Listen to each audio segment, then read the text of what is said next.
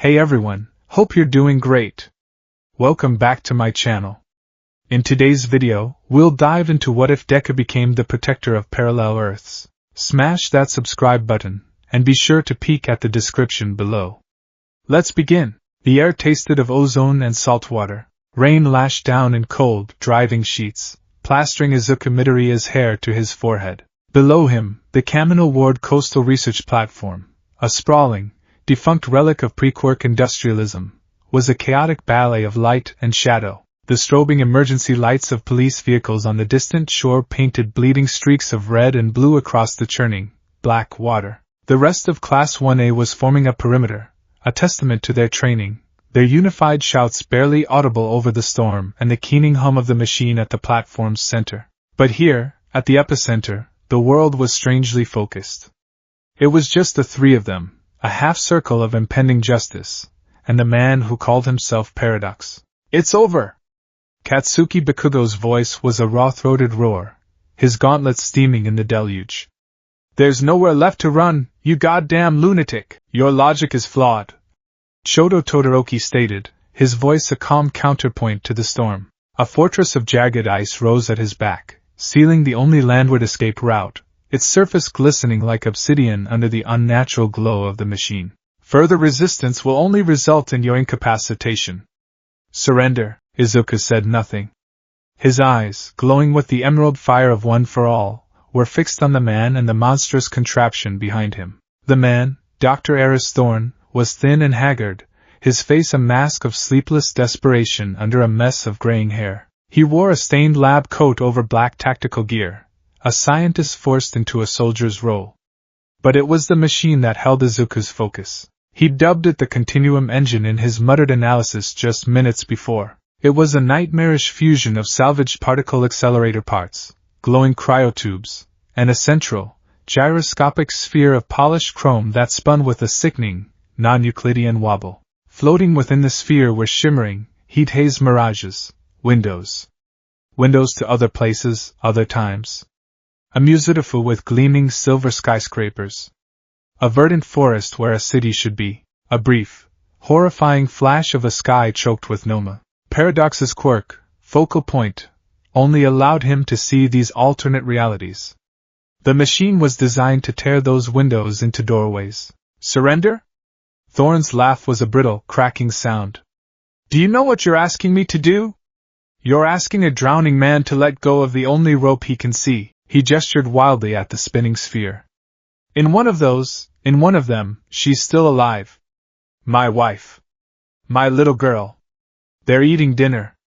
They're laughing. The heroes were too late for them in this world, but not everywhere.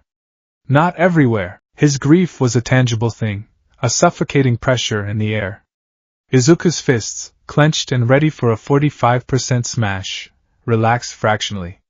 He knew that pain. The helplessness. The desperate yearning for a different outcome. "We understand your pain," Izuku said, his voice earnest, trying to cut through the man's mania. "But this isn't the way. Ripping reality apart could destroy everything, not just for us, but for them, too. You can't risk that. What is this reality to me but a monument to my failure?" Thorn screamed back, his hand hovering over a large, red-lit console. "You heroes, with your strength and your perfect lives! You talk of risk? I have nothing left to lose." Bakugo had heard enough. "DKU, don't talk to it, smash it!" With a concussive boom, Bakugo launched himself forward, a comet of orange and black. "AP shot! Autocannon!" A rapid-fire volley of focused explosions hammered towards Thorn. Simultaneously, Todoroki thrust his left hand forward, and a tidal wave of brilliant flame erupted, aiming to melt the machine's support struts. It was their classic pincer movement. Bakugo for the direct assault, Todoroki for area denial and structural damage. But Thorn was ready.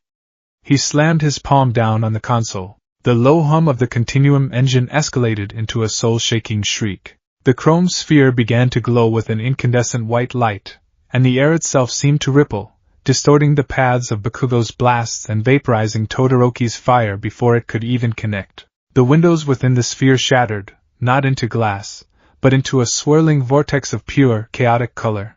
"It's overloading!" Izuku yelled, his mind racing faster than his body. The energy output is exponential.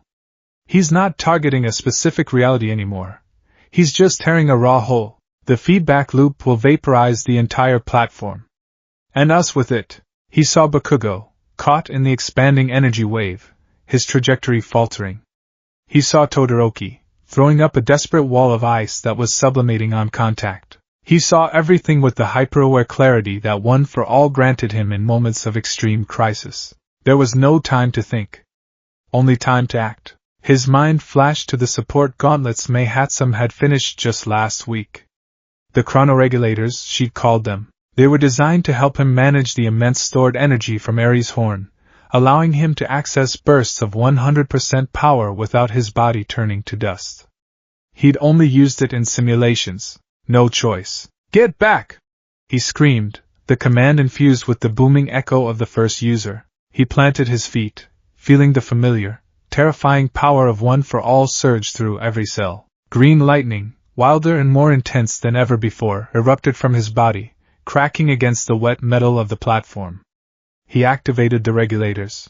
A wave of serene, golden energy, a gentle echo of Ares' rewind, flowed from the gauntlets and enveloped his arms, reinforcing them, calming the destructive storm of OFA into a focused, controllable singularity. One for All at 100%. Full cowling, the world slowed to a crawl. He saw the panicked look in Bakugo's eyes.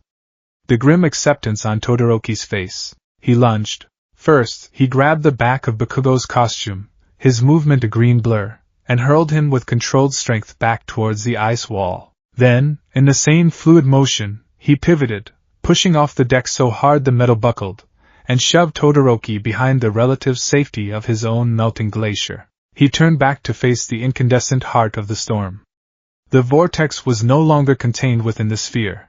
It was an expanding dome of pure, dimension-shredding energy, consuming the machine, the platform, the very air. Thorn was gone, already vaporized, a martyr to his own desperate cause. Izuku stood alone against the end. His mind was quiet. The fear was there, a cold knot in his stomach, but it was overshadowed by a simple, unwavering purpose. Save them. He drew his right arm back, the golden light of the regulators and the green lightning of One for All swirling together into a blinding maelstrom. The voices of the vestiges roared in his mind, a chorus of encouragement, of warning, of sheer, unadulterated power. Delaware smash! He punched the air. Not at the vortex, but in front of it. The resulting shockwave was not a gust of wind. It was a physical wall of force, a kinetic godhand that slammed into the expanding dome of energy. For a single, breathtaking moment it worked. The reality-warping energy recoiled, compressed by the sheer, absolute power of the ninth user of One for All. The light faltered, and then the universe pushed back. The compressed energy, with nowhere else to go, detonated. The resulting explosion was silent. There was no sound, only an all-consuming white light that erased everything. Izuku felt a sensation he had no words for. It wasn't pain. It was deconstruction. He felt his atoms being unwritten, his timeline being frayed. He saw flickers, not of memories, but of possibilities. Himself, standing in a boardroom in a fine suit, laughing. Himself, kneeling in the mud, a villain's mask covering his face. A city made of crystal and light, impossibly beautiful. A sky burning with a sickly, permanent red. The last thing he felt was the core of One for All, that warm sun in his soul, being pierced by something impossibly cold, and alien. A shard of the shattered mirror, a sliver of Paradox's chaotic power, embedding itself within his quirk. Then nothing. Izuku woke up to the smell of antiseptic and the gentle, chiding voice of Recovery Girl. Reckless, as always. You'd think by your third year you'd have learned some semblance of self-preservation. You're lucky these new gauntlets of Hatsum's absorbed most of the backlash. Another microsecond of exposure, and I'd be kissing your constituent particles back together, he groaned, his head pounding. He was in the UA infirmary. The lights seemed too bright, the white sheets too clean. He sat up, his body aching with the familiar, deep bone exhaustion of quirk overuse. Young Midoriya! All Might's voice, in his skeletal form, was tight with worry. He was sitting by the bedside, looking even more gaunt than usual. Thank goodness. You were out for several hours. What happened? Izuku's voice was hoarse. You saved them. A gruff voice cut in. Bakugo was leaning against the doorframe, arms crossed, his usual scowl firmly in place. But his eyes held a flicker of something else. Reluctant respect, maybe even concern. You blew the whole damn platform to Kingdom Come. The villain is gone, machine scrap. Me and Icy Hot got away with a few scratches, thanks to you. He snorted. Idiot. Todoroki was there too, standing silently near the window. He just gave Izuku a slow, deliberate nod. It was his version of a heartfelt thank you. Izuku's memories came rushing back. The vortex, the 100% smash, the silent explosion.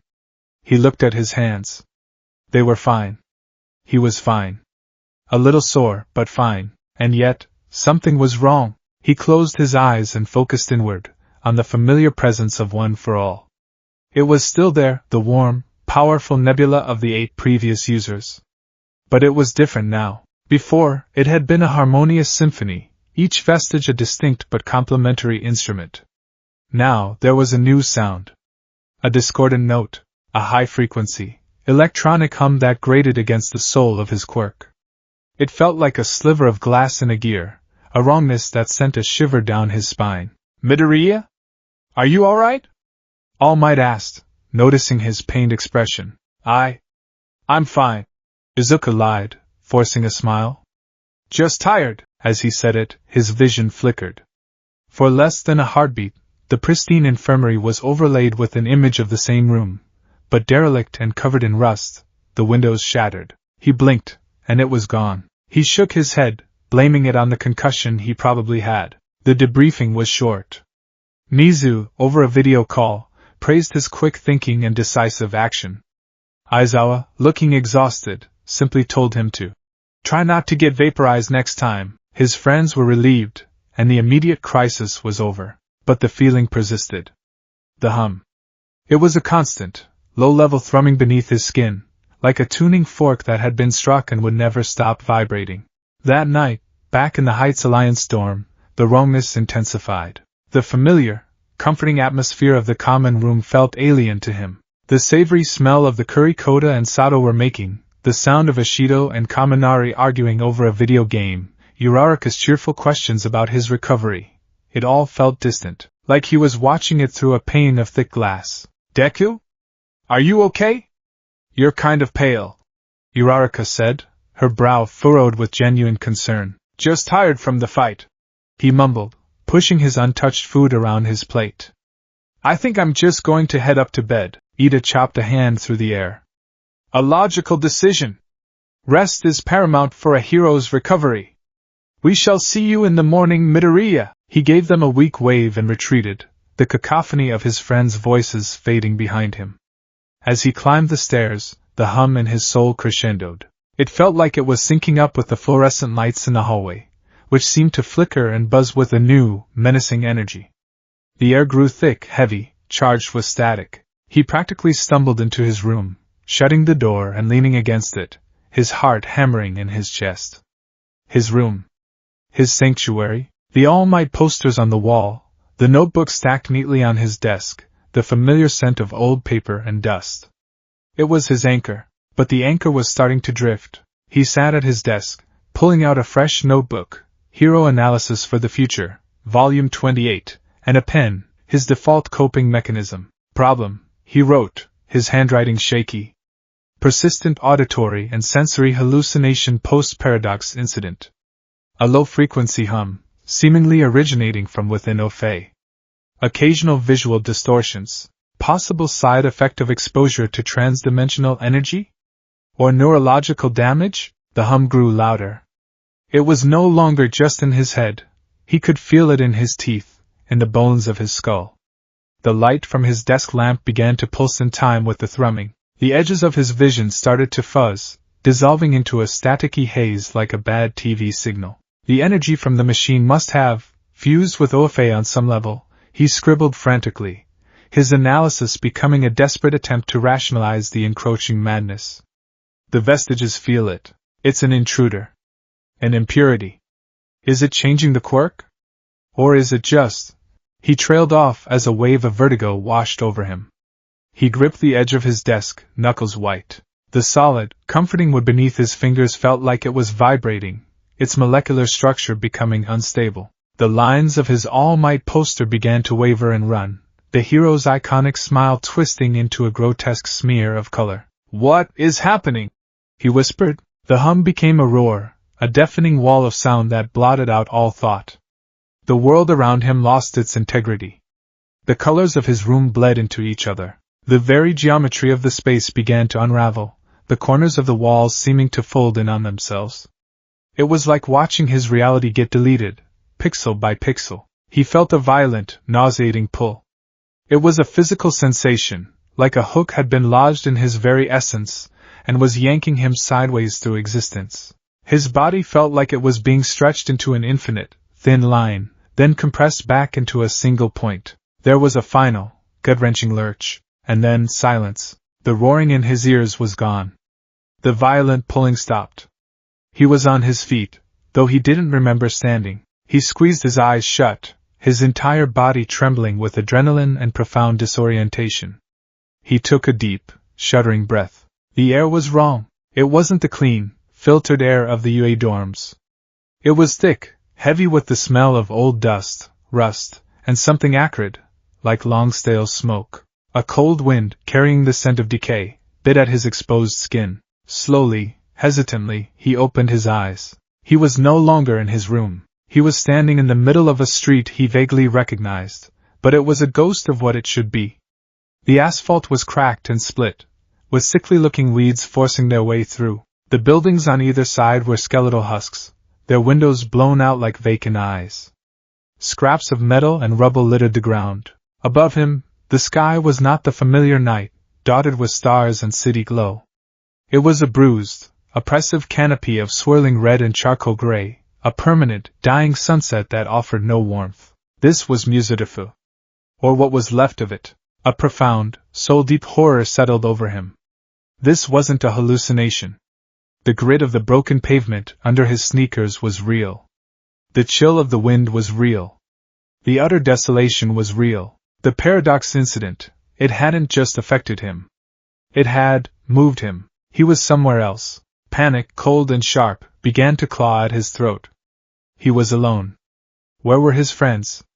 Where was All Might? How did he get here? How did he get back? His mind, usually a whirlwind of analysis and strategy, was a blank slate of pure, unadulterated terror. Then, a voice cut through the silence. It was calm, cultured, and laced with an ancient, chilling amusement. A voice he knew from recordings, from nightmares, from the very history of One for All. So, the echo finally found its source. Izuku's blood ran cold. He turned slowly, every muscle in his body screaming. Standing 50 feet away, silhouetted against the smoldering ruins of a department store, was a tall, imposing figure.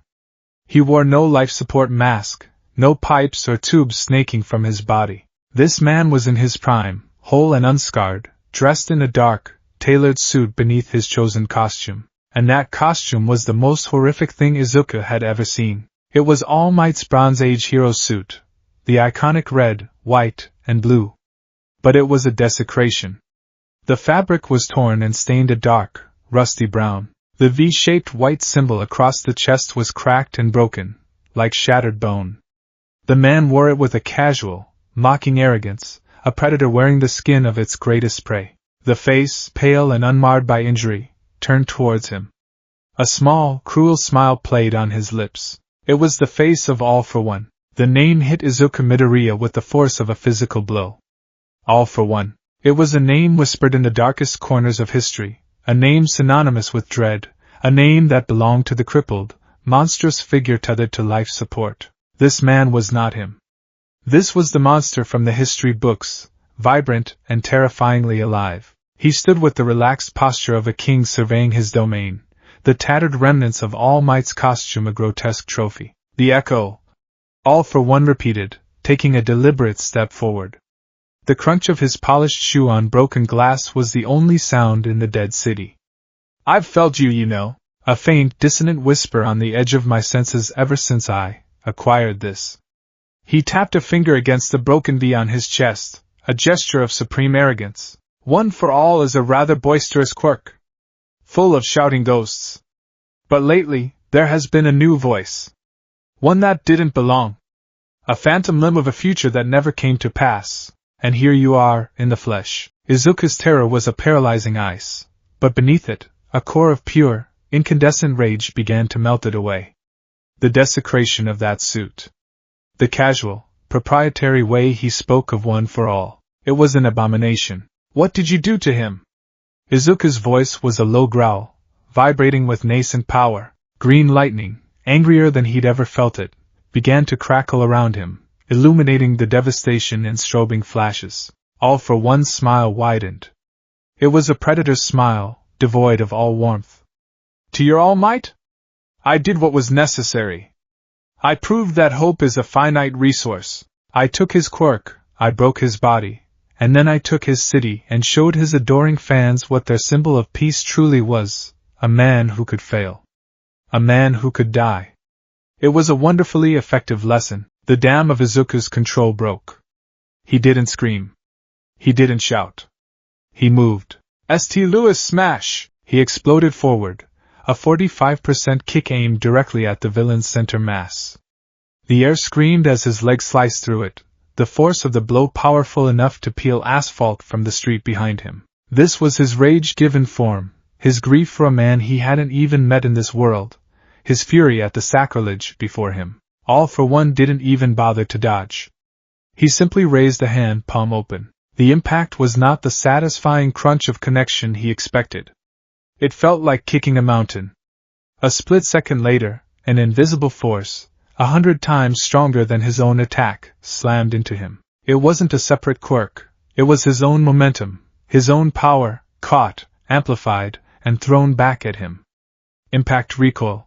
His mind supplied with horrified clarity. Izuku was launched backwards, tumbling through the air like a discarded toy. He twisted, firing a desperate air force blast from his fingertips to stabilize his trajectory, and landed heavily on the roof of a collapsed bus, the metal groaning under his feet. Such fire! All for One mused, not having moved an inch. Just like he had. But you feel different. More potent. Less stable. As if the laws of reality are frayed around you. He was right. As Izuku pushed himself to his feet, he noticed it. The 45% kick should have sent a lance of pain up his leg, a warning from his own body. But there was nothing, just a clean, thrumming well of power. He felt lighter, faster. The air in this world felt thinner, less resistant. It was as if the very physics of this dying reality were weaker, allowing the impossible power of One for all to express itself with greater ease. He's toying with me, Izuku realized. He could have killed me. He's curious. That curiosity was his only chance. He dropped into a lower stance, the green lightning of full cowling flaring brighter. He pushed the output. 50%. 55%. The familiar, searing pain he expected didn't come. He felt a slight strain, like a muscle stretched to its limit, but no breakage. 60%. The power was intoxicating, terrifying. The ground beneath his feet cracked under the sheer pressure of his presence. Ah, there it is, All for One said, his eyes gleaming with academic interest. The power of the pillar, struggling against the confines of the vessel. How fascinating to see it in a new light. Izuku didn't give him another moment to analyze. He launched himself forward again, not in a straight line, but in a zigzag pattern, ricocheting off the sides of ruined buildings. Black whip tendrils erupted from his back, anchoring him, pulling him, flinging him through the desolate urban canyon at speeds that blurred the world into streaks of red and gray. Manchester smash! He roared, bringing a 60% axe kick down from above. This time, All for One moved. With a sigh of theatrical boredom, he raised an arm, and the air in front of him shimmered. A wall of pure kinetic force appeared, catching Izuku's kick. But this time, the power was too great to be simply deflected.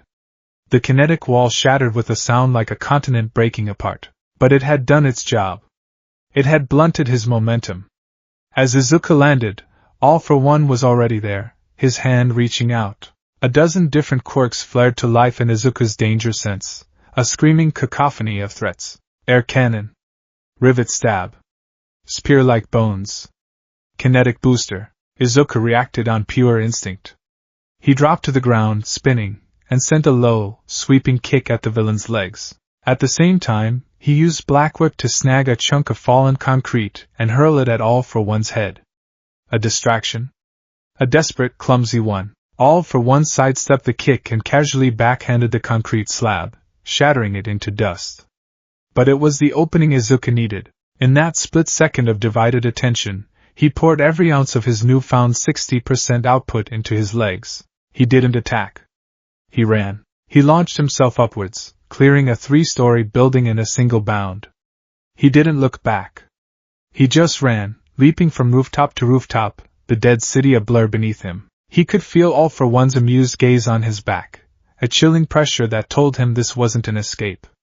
It was a release. The cat had finished playing with the mouse and had let it scurry back into the walls, for now. He ran until his lungs burned and the phantom ache of his power usage began to set in. He finally dove into the shadowed maw of a collapsed office building, sliding down a mountain of rubble into the darkness of the lower floors, his body trembling uncontrollably. He had survived. He hadn't won. He hadn't even fought. He had been a momentary diversion for a god-king in a world already conquered. The scale of his power, the casual way he used a twisted version of All Might's own strength. Izuku curled into a ball in the darkness, the adrenaline giving way to a profound, bone-deep despair. This world was lost. He was flushed out an hour later. Not by All for One, but by his foot soldiers. A squad of low-level villains, armed with scavenged police gear and a motley collection of minor quirks, were sweeping the sector. Their voices echoed in the ruins, callous and bored. Find anything? Just rats and rubble. Boss wants this area sanitized before dawn. Izuku held his breath, hidden in the carcass of a server room. He was exhausted. The 60% output had left his muscles feeling like frayed ropes. He could fight them, easily, but the commotion would bring bigger threats. He needed to stay hidden, to think. A villain with some kind of sensory quirk paused near his hiding spot. Wait. I feel something. A little spark of life. In here. The jig was up. Izuku gathered himself, ready for a desperate breakout, when a new sound joined the mix. A high-pitched whiz, followed by the dull thud of a tranquilizer dart hitting flesh. The sensory villain grunted and collapsed. Before the others could react, 2 figures dropped from a hole in the ceiling, moving with a silent, practiced efficiency that spoke of years of desperate battle. One was a wiry blur, his movements impossibly fast, his feet barely seeming to touch the ground. The other was a shadow, his long, white scarf lashing out like a living thing, binding one villain and slamming him into another. In less than 10 seconds the entire squad was unconscious, bound, and disarmed. The 2 figures stood over the fallen men, their backs to Izuku's hiding place.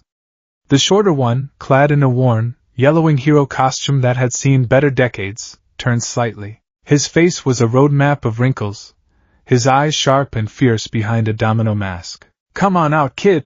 The man rasped, his voice exactly as Izuku remembered from his brief internship.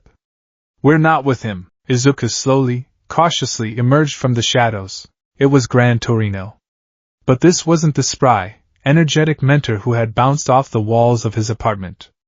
This man was old. The grief of a fallen world had settled deep into his bones, leaving him stooped and weary. Yet, the fire in his eyes was unmistakable. The other man turned, his capture weapon settling back around his neck. His black hair was longer, unkempt, and a jagged, ugly scar ran from his temple down across his right eye, which was milky and blind. He looked at Izuku with his one good eye, and the sheer, undiluted cynicism in that gaze was like a physical blow. Shota Aizawa. Aizawa's eye narrowed, taking in Izuku's face, his green hair, the familiar yet different design of his costume. Who the hell are you? He asked, his voice a low growl. You look like one of ours, but I've never seen you before. Before Izuku could answer, Gran Torino took a step closer, his eyes wide. He peered at Izuku, not just at his face, but into his eyes. Toshi. He whispered, the name a fragile, broken thing. Then he shook his head, blinking. No. Not him. But the look in your eyes. That same fire. That same stupid, reckless light. Don't be sentimental, Sorahiko. Aizawa grunted, kicking one of the unconscious villains. He could be a plant. A clone. Another one of All for One's sick jokes. His energy signature is all wrong. Gran Torino shot back, never taking his eyes off Izuku. It feels like an old song played on a new instrument. He looked directly at Izuku. You fought him, didn't you? The big man himself. We felt the shockwave from your little spat halfway across the district. Izuku nodded, his throat tight. I escaped. Nobody escapes, Aizawa said flatly. You get let go. He gestured with his head. Come on. We're exposed here. If you are what you seem, you can explain on the move. If you're a trap, it's easier to dispose of you in the tunnels. The hideout was an abandoned subway station, 3 levels below the dead city. The air was thick with the smell of unwashed bodies, antiseptic, and cooking oil. A single, jury-rigged power line ran the length of the platform, powering a string of dim, flickering light bulbs and a few hot plates. Dozens of people were huddled here. Families with haunted eyes, teenagers who looked far too old, and a handful of former heroes in patched-up costumes. Izuku recognized a weary-looking Midnight, her costume stripped of all flair, and a gaunt, one-armed Rocklock. This was what was left. The final ember of a world whose fire had gone out. They led him to a small, makeshift command center set up in a station manager's office. A map of the city, marked with red zones and patrol routes, was spread across a table. Here, in the relative safety of the underground, Izuku told them everything. He told them he wasn't from their world. He explained the fight with Paradox, the machine, the explosion. He described his world, where All Might had won, where he had passed one for all to him, where UA still stood as a beacon of hope. Aizawa listened with his arms crossed, his expression a mask of granite disbelief. Gran Torino, however, leaned forward, his old eyes alight with a dawning, impossible hope. A parallel world. Gran Torino breathed. So Toshi, in your world he succeeded? He did, Izuku said softly. He saved everyone. He became the symbol of peace we all needed. A single tear traced a path through the grime on the old hero's cheek. He quickly wiped it away. It's a nice story, Aizawa said, his voice cutting like glass. But it's illogical. A fantasy. More likely you're a deep cover agent with a manufactured memory quirk, designed to sow discord and false hope, is it? Izuku countered, his voice gaining strength. He looked at the map.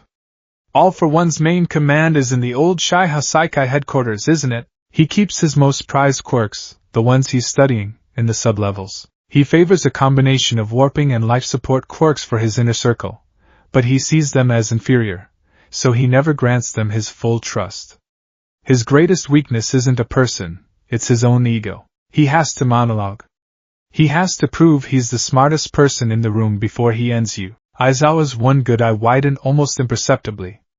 Izuku was reciting tactical intelligence they had spent years bleeding and dying for. How? Aizawa began. Because my All for One is the same, Izuku said. They are fundamentally the same man. Their playbook doesn't change. He felt the hum then. The discordant note inside One for All. It was faint, a distant vibration, but it was there. A reminder. A timer. I don't think I can stay here for long, he said, a cold realization dawning on him. This feeling, it feels like a tether. Like I'm going to be pulled back. The spark of hope in Gran Torino's eyes dimmed. You mean, you can't stay? You can't help us fight him? The question hung in the air, heavy with the weight of a dying world's last hope. Izuku's heart ached. The hero in him, the boy who promised to save everyone, screamed yes. He would stay. He would fight. He would use his 60% power and the knowledge from his world to lead them to victory. He would fix this, but he couldn't. He looked at the faces of the people on the platform. He thought of his own world, of Uraraka's worried smile, of Ida's rigid encouragement, of Bakugo's infuriated concern. He thought of All Might, who had placed his entire legacy in his hands. He had a duty there, too. For the first time in his life, Izuku Midoriya was faced with a problem he couldn't smash, a person he couldn't save. He couldn't save this entire world. The realization was a physical weight, crushing his chest. No, he said, the word tasting like ash. I don't think I can stay. My presence here is temporary. In echo, like he said, Aizawa let out a bitter, humorless laugh. Of course. A ghost of a better world, here to show us what we lost before vanishing. It's exactly his style of psychological torture. No, Izuku said, slamming his hand on the table, making the map jump. The fire was back in his eyes. You're wrong. I can't be your solution. I can't be your new symbol of peace. But I can be a weapon. I can be an advantage. Hope isn't a luxury, Aizawa-sensei. It's ammunition. And I'm going to give you as much as I can before I go. For the next few hours, Izuku became a whirlwind of information.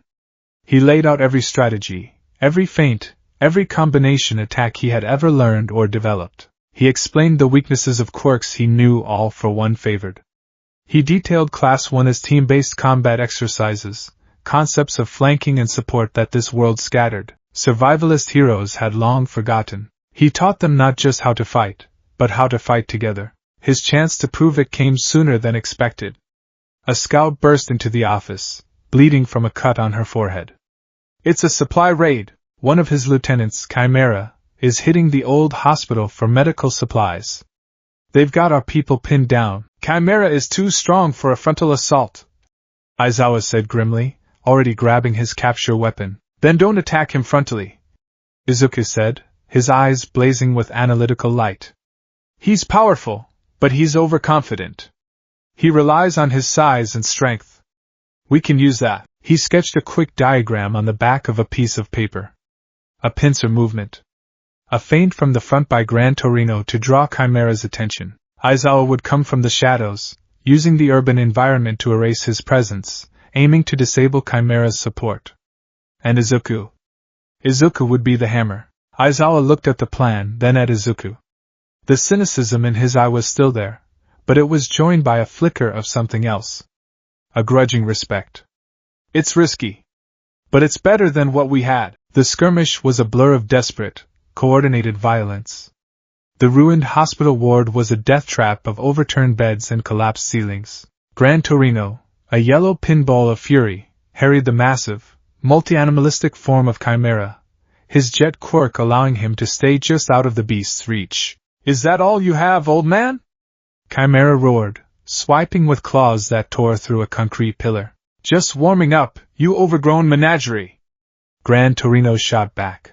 As Chimera focused all his attention on the speedy hero, Aizawa struck from the darkness above, his capture weapon lashing out and binding one of Chimera's reptilian legs. At the same time, his good eye glowed red. Erasure! Chimera stumbled as the quirks that made up his monstrous form flickered. His wings retracted, his claws softened. It was only for a second. Aizawa couldn't hold his gaze on the complex, composite quirk for long. But it was the opening Izuku needed. Detroit smash! Izuku came through the wall, a comet of green lightning and shattered plaster. He didn't hold back. A full 60% uppercut slammed into Chimera's jaw. The sound was like a thunderclap. The massive villain was lifted off his feet, his head snapping back, and crashed through the ceiling to the floor above, unconscious before he landed. Silence. The remaining low-level thugs stared, horrified at the green-lit figure standing in the smoking crater, then dropped their weapons and fled. Izuku stood panting, the power receding, leaving a deep, resonant ache in his bones. Gran Torino landed beside him, clapping him hard on the back. You see that, Shota? That's what Toshi used to look like. Aizawa landed silently, his gaze fixed on Izuku. The cynicism was gone, replaced by a raw, painful awe. He looked from the unconscious Chimera to Izuku, and for the first time, he seemed to see not a trap or a ghost, but a hero. You gave them hope, he said, his voice quiet, gesturing to the other resistance fighters who were now emerging, their faces full of shock and wonder. That's more dangerous than any quirk. They returned to the subway station as heroes. For the first time in years, the haggard faces of the resistance held genuine smiles. They had won. It wasn't just survival. It was a victory. Izuku spent another hour with Aizawa and Gran Torino, refining their strategies, planning their next move. He felt a sense of purpose, a connection to these desperate people. He could do this. He could help, and then the hum returned. It started as a faint thrum, but quickly escalated, a dissonant chord that vibrated through his entire being. The air around him began to shimmer. "What is it, kid?" Gran Torino asked, noticing the panicked look on his face. It's the feeling from before," Izuku stammered, gripping the edge of the table as a wave of vertigo washed over him. "It's pulling me." His hands began to flicker, becoming translucent. The resistance fighters who had been celebrating nearby stopped and stared, their joy turning to confusion and fear. Aizawa grabbed his shoulder, his grip surprisingly strong. "What do you mean, pulling you? I'm going back!" Izuku gasped, the world around him starting to dissolve into a sea of static. The pull was immense, irresistible. "Listen! His ego! Use it! Make him talk, make him gloat, that's your opening! Always, kid!" Gran Torino yelled, his face a mask of desperation. Izuku looked at them one last time. The old hero who had lost his student, the cynical teacher who had lost his school, the last bastions of a world without a symbol. He gave them a fierce, determined smile, the last of his strength, the last of his hope for them. "Don't give up," he said, his voice already starting to echo and fade. "Make him pay." The world shattered into a million points of light. He felt the sickening, violent wrench as he was yanked sideways through the skin of reality. The screams of the resistance, the sight of Aizawa's wide, horrified eye, the smell of dust and decay, it all vanished, replaced by a nauseating torrent of non-sensation. He slammed back into his own body with a jolt that felt like falling from a skyscraper. He was on the floor, gasping for air, his body drenched in cold sweat. The gentle, orange light of dawn was filtering through his bedroom window, illuminating the familiar All Might posters on his wall. He could hear the distant sounds of birds chirping. He could smell the clean, morning air. He was home. He scrambled to his feet, his heart pounding a frantic rhythm against his ribs. He looked at his hands, solid and real. He was in his pajamas, standing on his All Might Silver Age rug. The night of terror, the red sky, the ruined city, all for one in All Might's suit, it felt like a vivid, horrible fever dream. A nightmare brought on by exhaustion and trauma. But then he caught his reflection in the dark glass of his window. A long, angry scratch ran down his cheek, beaded with fresh blood, a souvenir from when he'd slid down the rubble in the office building. The sleeve of his pajama top was torn at the shoulder, where Aizawa had grabbed him.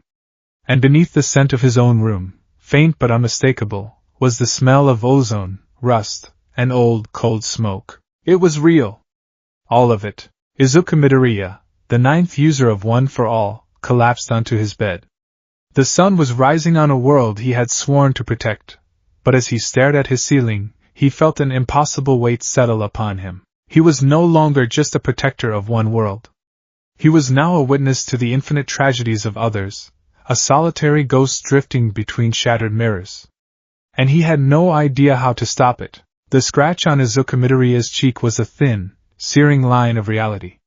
It was the anchor that kept the nightmare from drifting away into the realm of dreams. He had touched it a dozen times since waking, each time wincing as the slight pain confirmed the impossible.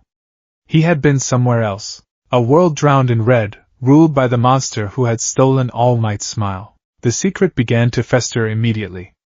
It was a toxic splinter lodged deep in his soul, and the first person he tried to pull it out for was Toshinori Yagi. He found All Might in his office after morning classes, the skeletal hero looking over paperwork with a weary sigh. The morning sun streamed through the large window, illuminating dust motes dancing in the air, a picture of peaceful normalcy that felt like a cruel joke to Izuku. "Young Midoriya," All Might said, his face softening into a smile. "Feeling better? Recovery girl gave you the all clear, but she warned me you might be rattled." Rattled. That was one word for it. Izuku closed the office door, the click of the latch sounding unnaturally loud. His hands were trembling. "All Might," he began, his voice barely a whisper. "It wasn't a dream. After the explosion, I wasn't here. I woke up somewhere else." All Might's smile faltered. He put down his pen, giving Izuku his full attention. Son, what are you talking about? You were unconscious in the infirmary for hours. No! Izuku's voice cracked with desperation. He stepped forward, gesturing wildly. I was gone. I was in Musitafu, but it was destroyed. The sky was red, and he was there. All for one. But he was whole, he wasn't injured. And he was wearing your costume, All Might. Your Bronze Age suit. He said he'd beaten you, that he'd taken one for all from you in that world. He finally pointed a trembling finger to the scratch on his cheek. This is from there. From a fight. It's real. All Might stared at him, his expression a complicated mixture of deep concern and profound pity. He rose from his chair, his tall, frail frame moving with a fatherly gentleness, and placed his large, bony hands on Izuku's shoulders. Izuku, he said, using his first name, a clear sign of his worry. Listen to me. You were at the epicenter of a reality-warping explosion. The villain's quirk, the machine's energy. It's not surprising that your mind would be affected. Vivid hallucinations, constructed memories based on your deepest fears. It's a classic symptom of extreme trauma and exposure to unknown energies. But it felt real. I felt the ground, I smelled the air. The mind is a powerful thing, All Might said softly. It can create entire worlds that feel indistinguishable from our own. We'll have Recovery Girl run a full neurological scan, maybe a consultation with Hound Dog. There is no shame in it, my boy. You endured something no one has ever faced before. Izuku's shoulders slumped. He looked into All Might's eyes and saw not belief, but a desperate need to find a rational explanation. All Might couldn't accept the monstrous reality of it, so he was clinging to the diagnosis of a traumatized mind. To him, Izuku was broken, not a traveler. The secret wasn't a splinter to be removed, it was a chasm opening between them. Okay. Izuku mumbled, defeated. Okay, All Might. He allowed his mentor to lead him through the motions, to schedule the appointments. But as he left the office, the secret solidified inside him, no longer a splinter but a cold, heavy stone in his gut. He tried to focus inward, to the Council of Vestiges. They were agitated. The harmonious warmth of their shared space was disrupted by the constant, alien hum. He's not hallucinating, Nana Shimura's voice echoed in his mind, laced with a fury he'd never heard from her before. I felt it. The despair of that world. A world where I failed. Where Tashinori failed. It was real. The power feels contaminated, Yoichi Shigaraki, the first, added, his voice a faint, staticky whisper. That machine's energy didn't just touch us. It bonded. It's using one for all as an anchor, and a bridge. They believed him. They knew. But they were prisoners in his soul, their voices a chorus only he could hear. Their confirmation was both a comfort and a curse, isolating him further. He wasn't crazy, but to everyone else in his entire world, he was. The school day was a unique form of torture. Every familiar sight was a reminder of what he had seen desecrated. During Aizawa's lecture on covert operations, Izuku stared blankly at the board, but he wasn't seeing diagrams of infiltration routes. He was seeing the haggard face of that other Aizawa, the one with the scarred, milky eye and the crushing weight of a lost war in his gaze. Midoriya, Aizawa's voice snapped him back to the present. The entire class was looking at him. What is the primary flaw in the Trojan horse infiltration strategy when dealing with a high-level sensory quirk? Aizawa asked, his tone flat. Izuku's mind was a blank. He opened his mouth, but no words came out. He could only remember the tactical advice he'd given the resistance, the desperate plans scrawled on a dirty map in a dead subway station. I don't know, Sensei, he mumbled, his cheeks flushing with shame. Aizawa stared at him for a long moment, his dark eyes unnervingly perceptive. He didn't mock him or punish him. He just said, "Pay attention," and moved on. But Izuku felt the weight of that gaze. Aizawa knew something was deeply wrong. His friends knew it too. At lunch, Uraraka kept shooting him worried glances. "Deku, you've barely eaten anything. Are you sure you're okay? You still seem really out of it." He is exhibiting a significant lack of focus. Ida chopped the air, his glasses glinting. While understandable after your heroic ordeal, your academic performance is critical. You must recenter yourself. Even Bakugo, sitting 3 tables away, kept glaring at him, his crimson eyes narrowed in suspicious anger. He saw Izuku's distraction not as a sign of trauma, but as some new, infuriating secret, another way Deku was silently pulling ahead of him. Izuku just offered them a weak, unconvincing smile. I'm fine. Just a long night. He was a ghost at his own table, an island of isolation in a sea of friends. The stone in his gut grew heavier. The second shift came without warning. Evening had settled over the UA campus, painting the sky in soft hues of orange and purple. Izuku was walking along the winding path back to the dorms, having stayed late in the gym, trying to punch the restless energy out of his system. The familiar ache in his muscles was a comfort, a feeling that belonged to his reality. He was trying to focus on his own world's problems. The lingering threat of the Paranormal Liberation Front, Shigaraki's inevitable return. These were the dangers he was meant to fight. Then he felt the hum. It started subtly, a low thrumming at the base of his skull. His heart leaped into his throat. No. Not again. Not now.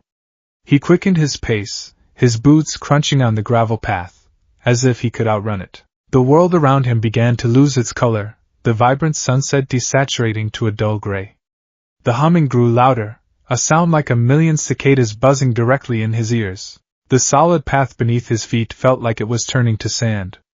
A wave of vertigo hit him, so powerful he stumbled, catching himself on the trunk of a cherry tree. He squeezed his eyes shut. Please, no. The violent, sideways lurch came again, a nauseating tear through the fabric of everything. For a moment that stretched into an eternity, he was nowhere, a disembodied consciousness adrift in a sea of static. Then, the sensation of solid ground returned.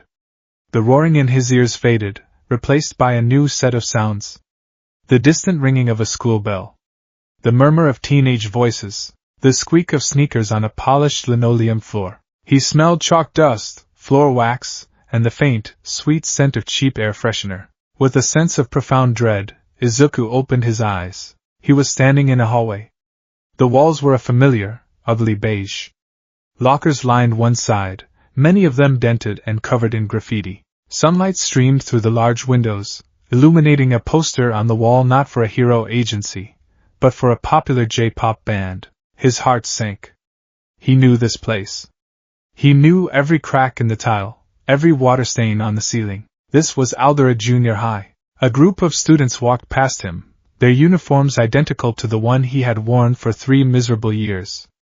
They paid him no mind, chattering about a new video game. Izuku noticed something immediately. One boy had elongated fingers, but they weren't moving or stretching. That was just his natural physiology. A girl had small, decorative horns, but they were no different than someone having large ears. They were just features.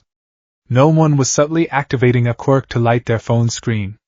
No one was floating their books. He looked out the window. The city skyline was different. Smaller. Less ostentatious.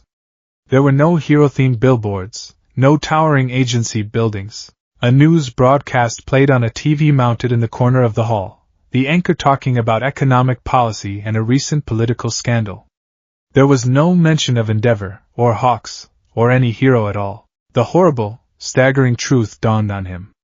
He was in a world where quirks had never manifested. A world without heroes. A world where the name All Might would mean nothing. A world where a desperate, quirkless boy would never have his dream come true. Then he heard a voice that made the blood freeze in his veins. A voice from his nightmares, but stripped of its explosive power, rendered mundane, and yet somehow more cruel. Still at it, Deku? You'd think by now you'd have learned to stop your creepy muttering. It's pathetic. Izuku's head snapped towards the source of the voice. He peered through the window of a classroom door. And he saw it. A scene etched into his memory, a trauma replayed 1,000 times. Katsuki Bakugo, or this world's version of him, had a skinny, green-haired boy backed into a corner. This Bakugo wasn't a hero in training crackling with explosive potential. He was just a boy, taller than his peers, with the casual arrogance of a popular athlete. He was flanked by his 2 usual cronies, their familiar faces lacking the minor quirks that had given them their nicknames. They were just two ordinary, sneering teenagers, and their victim was him, a younger, smaller, and possibly fragile Izuku Midoriya. His shoulders were slumped in defeat, his eyes wide with unshed tears, his hands clutching a notebook to his chest as if it were a shield. He was trembling, a leaf in the wind of Bakugo's casual cruelty. Hiro Izuku felt a pang so sharp it took his breath away. It was one thing to remember the pain, the humiliation. It was another to watch it happen, to see his own past self so utterly broken and alone. He saw the hopelessness in the boy's eyes, the quiet desperation for a savior who would never, ever come in this world. What's that? Hero analysis for the future? This Bakugo sneered, snatching the notebook. God, you're such a freak. There are no heroes, you moron. Just cops and soldiers. What are you gonna do? Analyze your way out of a dead-end life. Gee, give it back, Kakin. Young Izuku stammered, his voice weak and trembling. Make me. Bakugo taunted, holding the notebook just out of reach. His friends snickered. Something inside Hiro Izuku, a quiet, resolute calm, settled over the storm of his emotions. He couldn't smash his way through this. He couldn't use Black Whip or full cowling. That would be like using a cannon to kill a fly. It would terrify his younger self and prove nothing. He had to use the weapons he never had back then. He pushed the classroom door open. The hinges creaked, and all four boys turned to look at him. The effect was instantaneous. Hiro Izuku was no longer the skinny, perpetually hunched kid they knew. He was nearly 6 feet tall, with the broad shoulders and defined musculature of a professional athlete. He wore simple civilian clothes he'd apparently manifested in, jeans and a dark green t-shirt, but he stood with a quiet, unshakable confidence. His posture was straight, his chin was up, and his eyes, a familiar shade of green, held a calm, steady intensity that was utterly alien to them. Sorry, I think I'm lost, he said, his voice even and polite. I'm looking for the faculty office. I'm a former student visiting a teacher. It was a simple, plausible lie. Bakugo and his friends were momentarily stunned into silence by the appearance of this imposing stranger. It's down the hall to the left, one of the cronies mumbled, pointing. Thanks, Izuku said, then his eyes landed on the notebook in Bakugo's hand. He didn't raise his voice. He didn't threaten. He just met Bakugo's gaze. Is that yours? He asked, looking at the bully. Then he looked at his younger self. Or is it his? Bakugo, momentarily thrown off his game, sneered to recover his bravado. What's it to you, old man? Nothing, Izuku said calmly. It just seems like he wants it back. He took a single, slow step into the room. He didn't posture. He didn't clench his fists. He just existed, a solid, immovable object of quiet disapproval. In his own world, Bakugo would have met this with an explosion. This Bakugo, however, was just a teenager who ruled through social power and intimidation. Confronted by a full-grown adult who was not a teacher to be ignored or a parent to be placated, his bravado began to crumble. This stranger wasn't angry, which would have been easy to deal with. He was just watching and waiting. A tense silence filled the room. Bakugo's friends started shuffling their feet, suddenly very interested in the scuff marks on the floor. This wasn't fun anymore. With a frustrated grunt, Bakugo shoved the notebook into young Izuku's chest. Whatever.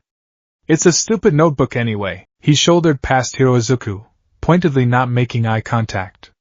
Let's get out of here, he grumbled to his friends, and the three of them beat a hasty retreat. Hiro Izuku watched them go, then turned back to his younger self. The boy was staring at him, his eyes wide with a mixture of awe, confusion, and overwhelming gratitude. He was looking at Izuku the way Izuku had once looked at All Might. The irony was a physical ache in his chest. Are you okay? Hiro Izuku asked gently. The boy could only nod, clutching his notebook like a holy relic. Izuku knelt down, bringing himself to the boy's eye level. He wanted to say so much. He wanted to tell him about One for All, about Yue, about the incredible future that awaited a different version of him, but he couldn't. It would be a cruel and meaningless fantasy in this reality, so he gave him something else. The truth he had learned through blood and broken bones. Hey, he said, his voice soft but firm. Don't listen to them. It's okay to be smart. It's okay to analyze things, that brain of yours. He tapped his own temple. And that heart. He gestured to the boy's chest. Those are your real strengths. Don't ever let anyone make you feel weak for having them. You understand? Young Izuku's eyes filled with tears, but for the first time, they weren't tears of sadness. They were tears of validation. Someone saw him. Someone understood. He nodded again, this time with more force. Good, Hiroizuka said, standing up. He gave the boy's shoulder a gentle squeeze. The shoulder was so thin, so fragile.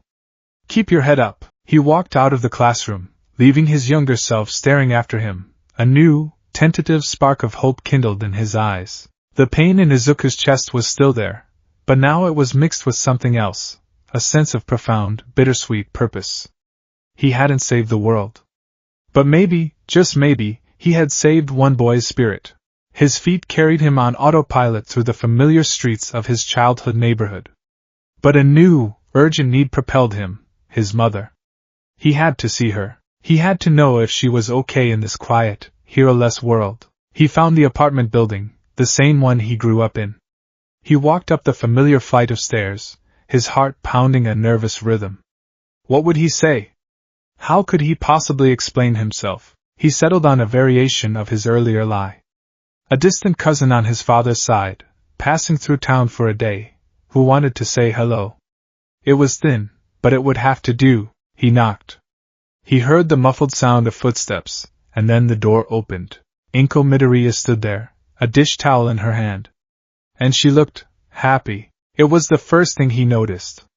She was still his mother, with her kind eyes and green hair. But the deep-set lines of worry that were a permanent fixture on his own mother's face were fainter here. Her smile was less fragile. She carried herself with a lightness he had never seen before. The constant, crushing anxiety of having a reckless, hero-obsessed son with a self-destructive quirk was absent from her life. And its absence had allowed her to bloom. The sight of it was both a blessing and a stake through his heart. Yes? Can I help you? She asked, her voice polite and cheerful. Mrs. Midoriya? He began, his own voice thick with emotion. My name is Izuru. I'm a cousin of Hisashi's. I was in town just for the day, and he always told me if I was ever here, I should stop by and say hello. Her face lit up. Oh my goodness! Hisashi's cousin? Please, please come in.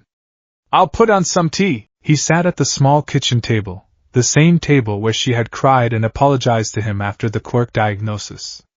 The apartment was the same, yet different. It was tidier, less cluttered with the all-might merchandise that had defined his childhood. She bustled around, preparing tea, chattering happily about how long it had been since she'd heard from that side of the family. He just watched her, soaking in the sight of her simple, unburdened happiness. So you have a son, Hisashi told me, he said, steering the conversation. Izuku? Oh yes, she said, placing a steaming cup of tea in front of him. She sat down, her expression softening with maternal love. My Izuku. He's such a good boy. A little quiet, maybe, spends too much time in his books. She let out a small, fond sigh. He has trouble making friends. The other kids can be a bit rough. But he's just so incredibly smart. I worry about him, of course. I just want him to be happy. Izuku listened, his heart aching. This was the life he could have had. A quiet life. A safe life. A life where his mother didn't have a panic attack every time she saw a hero fight on the news. He took a sip of tea, the warm liquid a stark contrast to the cold knot of guilt in his stomach. His dream, the one that gave his life meaning, was the source of his own mother's greatest pain. He looked at this Inko, this happier, more peaceful version of his mom, and he felt an overwhelming urge to give her a gift. A piece of impossible comfort. He's going to be okay, Izuku said, his voice imbued with a certainty that made her pause. She looked at him, confused. I'm sorry, your son Izuku, he clarified, meeting her gaze. I know you worry. But he's stronger than you think. People might underestimate him because he's quiet and gentle, but there's a fire in him. He'll find his way. He's going to do great things. He was talking about his younger self, but he was also talking about himself, about every version of him across every reality. He was giving her the assurance his own mother so desperately needed to hear. Tears welled in Inko's eyes, but they were tears of surprise and gratitude. That's the kindest thing anyone has ever said. Thank you, Izuru. Thank you. In that moment, sitting at that table, sharing tea with a woman who was and was not his mother, Izuku found a strange, painful kind of peace. A moment of closure for a wound he never knew he had. It was in that quiet moment of connection that the universe decided to tear him away again. The hum returned, instantly and violently. The teacup in his hand began to vibrate, rattling against the saucer. The peaceful kitchen scene began to flicker and distort. Oh dear, an earthquake? Inko said, looking around in confusion. No, Izuku gasped, standing up so abruptly his chair screeched against the floor. The pulling sensation was back, a brutal, physical hook in his soul. I have to go. I'm so sorry. His form began to shimmer, turning translucent. Inko's eyes went wide with terror and disbelief, her hand flying to her mouth. What are you? She whispered, backing away. He couldn't answer. The peaceful apartment was dissolving into a whirlwind of light and static. The last thing he saw was his mother's terrified face, the hard-won peace he'd witnessed now shattered by his own impossible existence. The moment of peace had been a lie, and he was the one who had broken it. The return journey was a vortex of guilt and sorrow. He landed hard on the gravel path at Yue, collapsing to his knees under the weight of the emotional whiplash. The sun had almost completely set, casting long shadows across the grounds. He had been gone for hours. He pushed himself to his feet, his body trembling. He wasn't just scared anymore. The visit to the quirkless world had changed something in him. It had filled him with a profound, aching melancholy. He had seen a world without the dream, and while it was safer, it was also smaller, quieter. He had seen the happiness his mother could have had without his dangerous path, a truth that would forever haunt him. But he had also looked into his own younger eyes and seen the despair of a life without hope.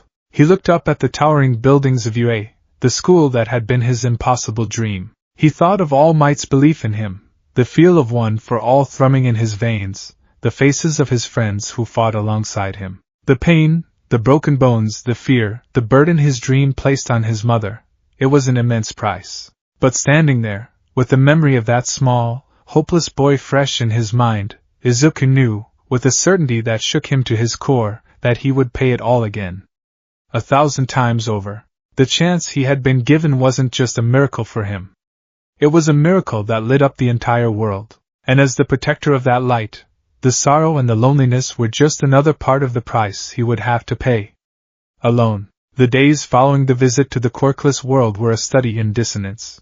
Izuku Midoriya walked the halls of Yue, a hero in training among his peers, but his mind was a fractured landscape of alternate lives. He would see his mother's cheerful texts and feel a pang of guilt, her smiling face superimposed with the image of her happier, more peaceful counterpart. He would spar with Bakugo and see not just his rival, but a vision of a mundane high school bully, his explosive power stripped away, leaving only the petty cruelty. He was becoming a ghost in his own life.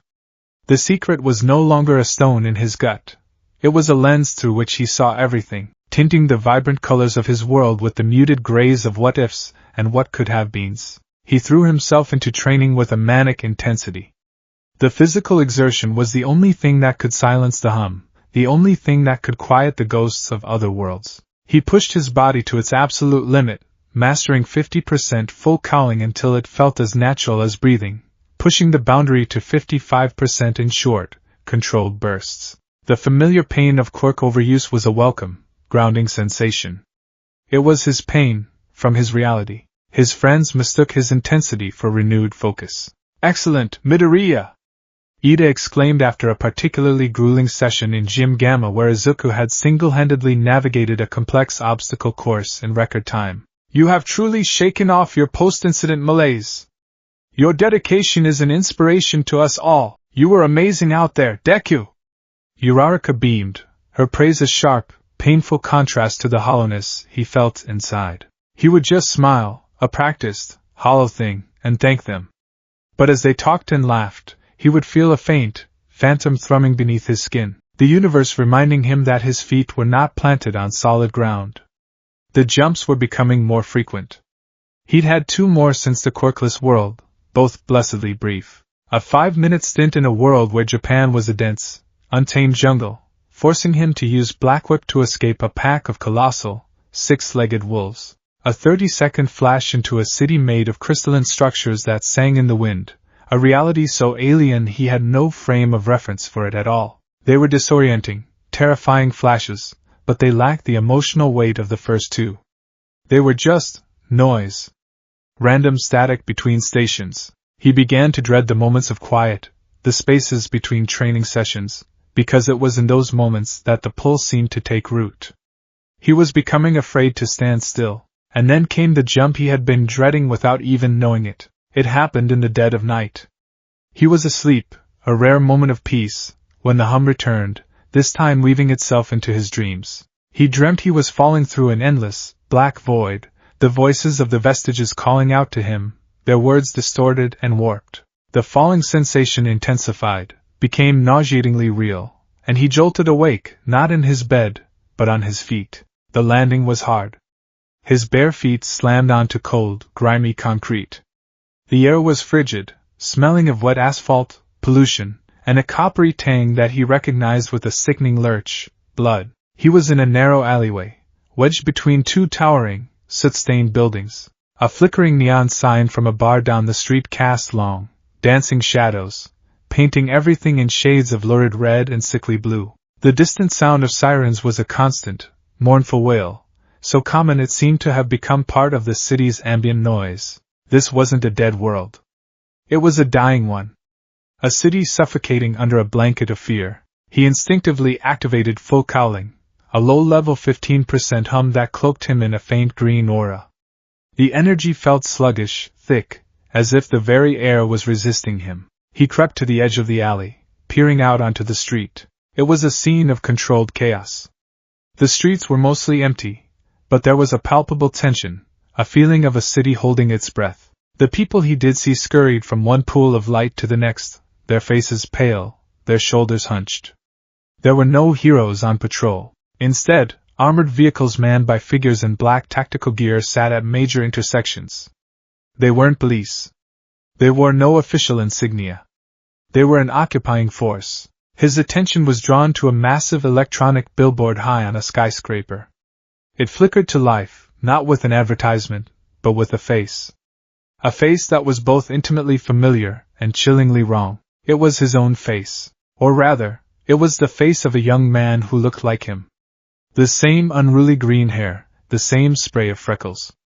But the eyes were different. His own eyes were wide, earnest, often filled with tears or fiery determination. These eyes were cold, narrow, and held a look of utter, dismissive contempt. The face was framed by the hood of a dark, high-tech bodysuit. Beneath the image, a single word flashed in stark, white text, Kuro. Below that, a title, The Hand of Order. He has brought stability where the so-called heroes brought only chaos. A smooth, authoritative voiceover announced. Under his protection, this city has achieved a 90% reduction in unauthorized quirk usage and villainous activity. He is the order. He is the solution. Izuku felt a wave of nausea so profound he had to brace himself against the brick wall. Kuro. Black. A version of him.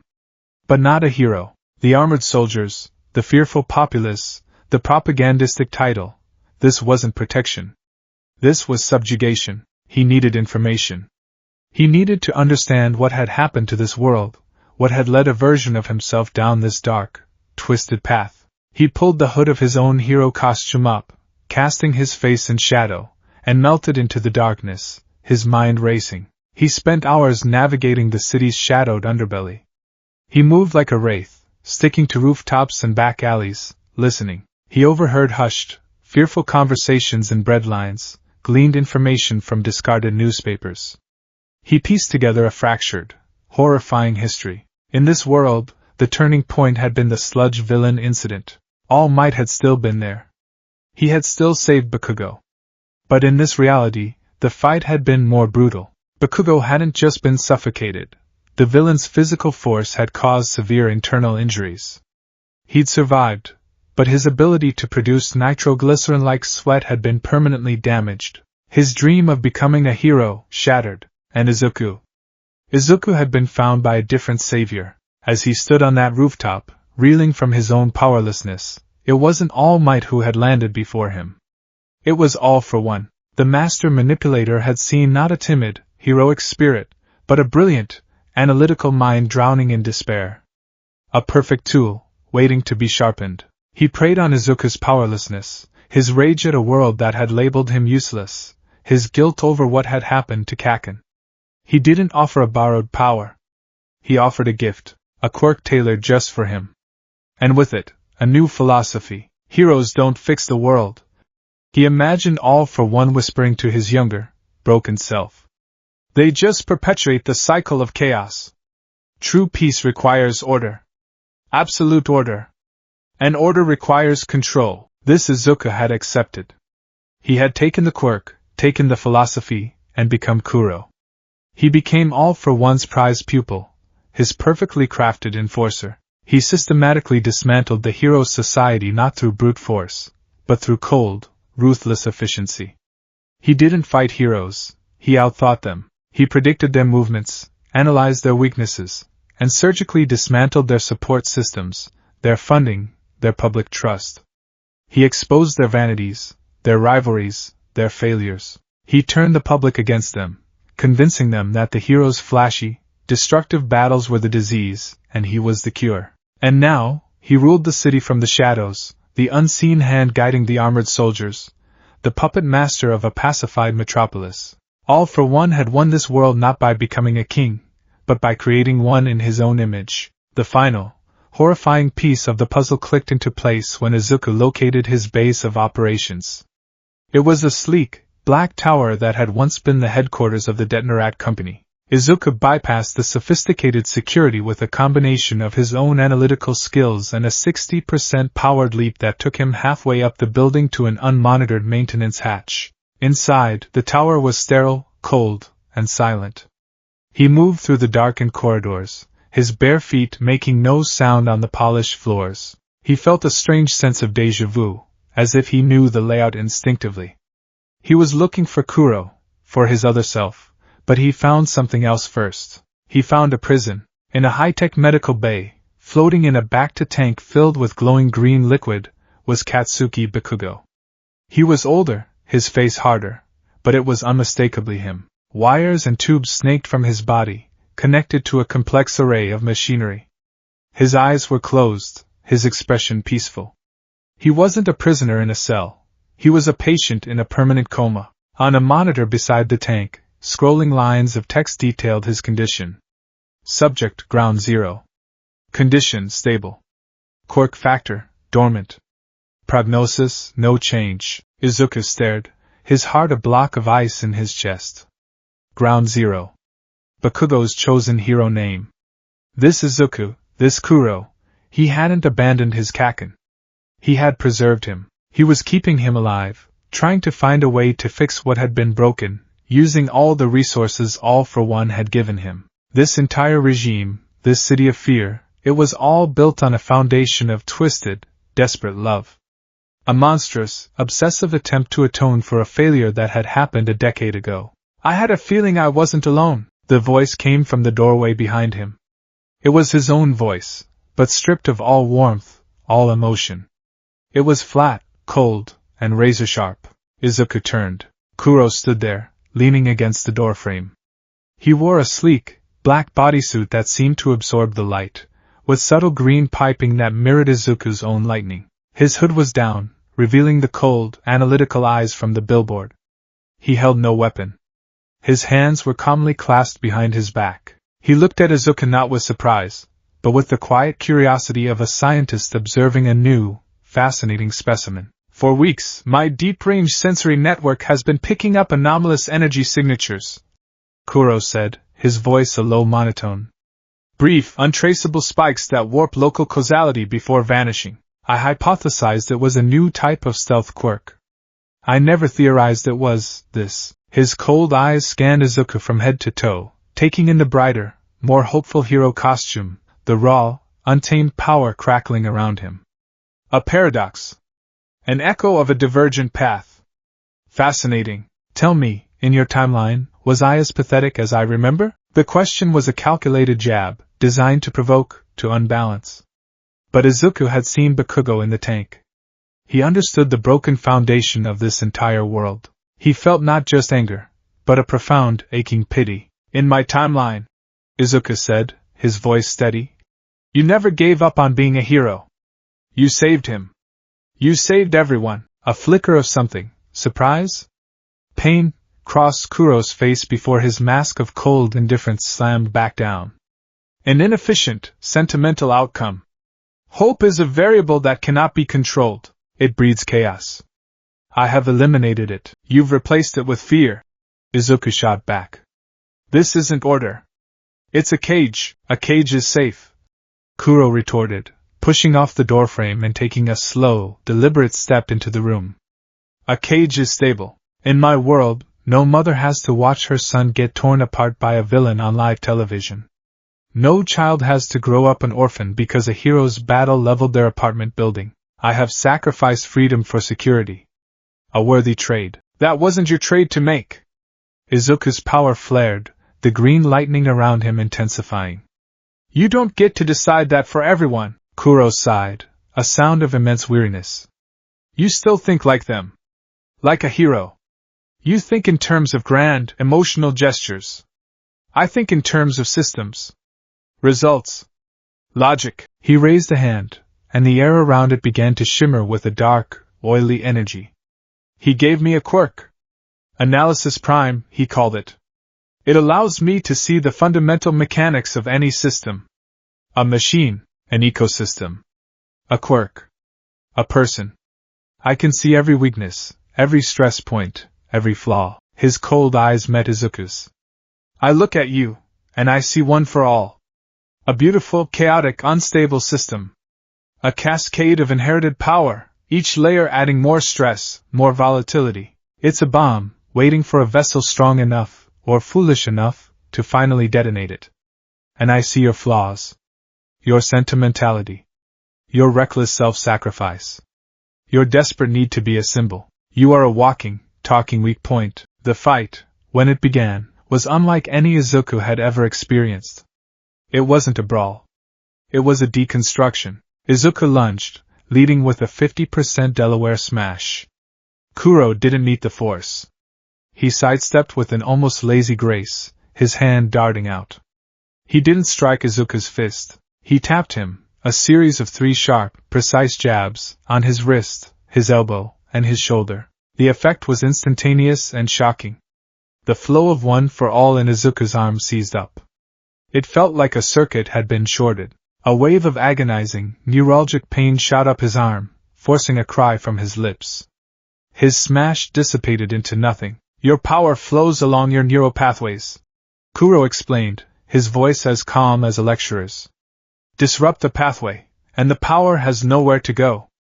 Simple mechanics. Izuku recoiled, cradling his arm, the pain already fading but the shock lingering. He activated Black Whip, sending a dozen dark tendrils lashing towards his counterpart. Kuro didn't dodge. He simply moved through them, his body twisting and weaving with an unnatural fluidity. He saw the exact trajectory of every whip, the precise moment it would arrive. They passed around him as if he were made of smoke. He flowed through the storm and emerged right in front of Izuku. A useful quirk, he commented. But you wield it like a blunt instrument. An extension of your rage. You telegraph every single move. He jabbed a finger into Izuku's sternum. It wasn't a powerful blow, but it hit a precise nerve cluster. Izuku's breath hitched, his lungs seizing. He gasped for air, his vision tunneling. This wasn't a fight. It was a lesson. Kuro wasn't trying to beat him. He was trying to prove a point. He was taking Izuku's greatest strengths, his power, his extra quirks, his heroic spirit, and showing him how they were all just exploitable flaws in a poorly designed system. Izuku stumbled back, his lungs finally drawing air. Panic was beginning to set in. How could he fight someone who could read him like a book? Every move he made, every strategy he conceived, Kuro would see it coming. He's using my own mind against me, Izuku realized. My analytical habits, my predictable heroic rushes, he knows them because they're his, too, so he had to do something that Kuro couldn't, predict. He had to stop thinking. He took a deep breath, closed his eyes, and let go. He silenced the frantic, analytical part of his brain. He stopped trying to anticipate, to strategize. He reached inward past the hum, past the fear, and listened to the vestiges. He listened to the raw, instinctual battle sense of the second and third users. He felt the unbound, flowing power of Nana Shimura. He let One for All guide him. He opened his eyes and charged. There was no named smash. There was no complex maneuver. He moved, a pure, instinctual blur of green energy. His movements became fluid, unpredictable. He wasn't aiming for knockout blows. He was a storm of constant, harassing motion. A feint with his left hand flowed into a low kick with his right foot, which transitioned into a black whip swing to change his angle of attack. Kuro's serene confidence finally broke. A flicker of surprise crossed his face. He was still dodging, still deflecting, but he was being forced onto the defensive. He could analyze Izuku's systems, but Izuku was no longer operating by a system. He was operating on pure, chaotic instinct, randomizing your movements. Kuro noted, his voice tighter now as he blocked a sudden elbow strike. A desperate, inefficient tactic.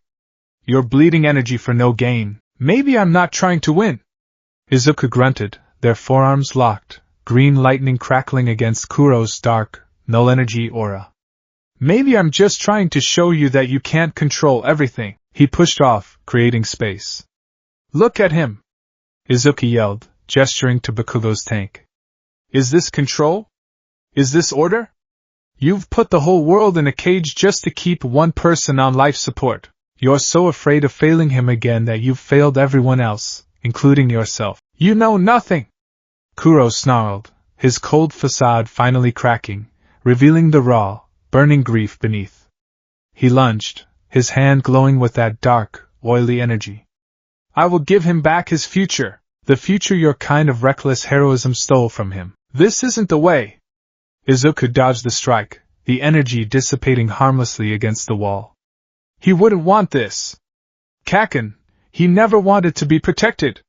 He wanted to be a hero. He wanted to stand on his own. He would hate what you've become. The words struck Kuro harder than any physical blow. He froze, his arm outstretched, his face a mask of sudden, profound agony. He looked from Izuku to the tank where his oldest friend floated in a state of living death. He saw the truth in Izuku's words. The entire foundation of his world, his entire justification for his tyranny, was a lie he had told himself. Bakugo would have rather died a hero's death than be the reason for this cage. No! Kuro whispered, his voice breaking. No, It was in that moment of absolute emotional devastation that the hum returned, a savage, roaring crescendo. The pull was more violent than ever before. Izuku staggered, clutching his head. Not now! The world around him began to strobe, flickering between the cold, sterile medbay and his own cluttered bedroom at UA. Kuro stared at him, his face a canvas of confusion and horror as Izuku's body began to turn translucent. What is this? Kuro demanded, taking a half-step forward, his own crisis momentarily forgotten in the face of this impossible physics. What's happening to you? I'm an echo! Izuku gasped, the pull threatening to tear him apart. He looked at his other self, at this broken, misguided boy who had sacrificed his soul for a corrupted ideal of love. He saw the path he could have walked.